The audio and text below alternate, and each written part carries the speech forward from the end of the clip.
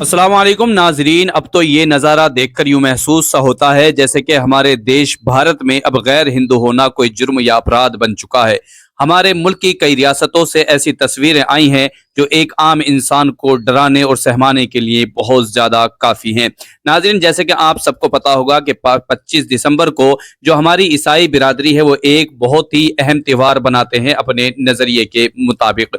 वो एक क्रिसमस के नाम से एक त्यौहार बनाते हैं, लेकिन इस मौके पर उनको जगह जगह पर यूं समझ लीजिए ट्रोल किया जा रहा है। न सिर्फ ट्रोल बल्कि उनकी सभाओं और मजलिसों में जाकर कुछ हिंदुवादी संगठन लोग उनको डराने, धमकाने और अपमानित करने का काम कर रहे हैं। आप इसी शख्स को देख लीजिए जो असलन पहले मुसलमान हुआ करता था, लेकिन अब कैसे हमारे ईसाई भाइयों को डरा रहा है। ये दिल्ली का नजारा है जहां पर कुछ क्रिसमस बनाने वाले लोग अपनी धार्मिक एतबार से अपने त्यौहार को मना रहे थे, लेकिन उनको भी उनका मजहबी त्यौहार बनाने से रोका जाता है। दूसरी तरफ आप देखिए कि उड़ीसा के एक रोड किनारे पर कुछ हजरात सेंटा क्लॉज की यूं समझ लीजिए लिबास और टोपी बेच रहे थे, लेकिन उनको भी अपमानित करके भगा दिया जाता है। यानी अब किसी गैर हिंदू के नाम पर त्यौहार करने की भी इजाजत नहीं है। एक और तस्वीर जो बहुत ही ज्यादा भयानक करने वाली है, ये हजरात देख लीजिए किस तरह से ताली पटका रहे हैं और भजन कीर्तन कर रहे हैं, हनुमान चालीसवा पढ़ रहे हैं, लेकिन ये ना किसी मंदिर में, न किसी मंदिर के सामने, न ये हिंदू आबादी में, बल्कि दरअसल जो ईसाइयों का चर्च होता है उसके सामने ये ताली पटकाकर हनुमान चालीसवा पढ़ रहे हैं। इनको अपने धर्म की याद तभी आती है जब किसी और का मजहब या मजहबी निशानात और चीजें देखते हैं। नाज़रीन, हम आपकी जानकारी के लिए भी बतला दूं कि पिछले कई सालों से हमारे मुल्क के अंदर बहुत ज्यादा मजहबों को लेकर मुठभेड़ हो रहा है। यहाँ तक कि अकलियत की लोगों को बहुत ज्यादा टारगेट किया जा रहा है। सबसे ज्यादातर सरे फहरिस्त अगर किसी को टारगेट किया जाता है तो वो मुसलमान है, लेकिन मुसलमानों के बाद ईसाइयों को टारगेट मुसलसल किया जा रहा है। इसको लेकर बहुत से लोगों ने सवालात भी उठाए हैं और कहा भी है, खास तौर पर इस शख्स के बारे में, कि आखिरकार इसकी गिरफ्तारी कब होगी। इसकी हकीकत को लेकर भी अब सोशल मीडिया पर बहुत मुख्तलिफ तबसरे किए जा रहे हैं।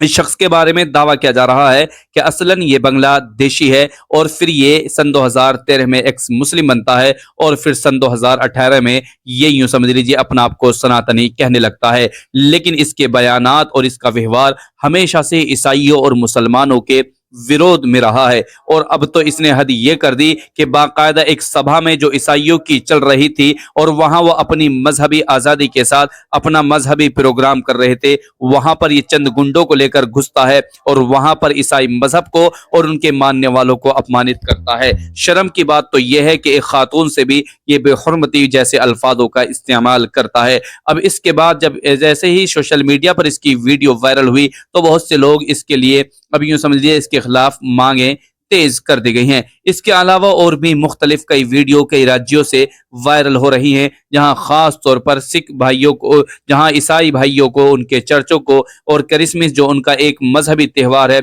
उस मौके पर उनको बहुत ज्यादा निशाना बनाया जा रहा है।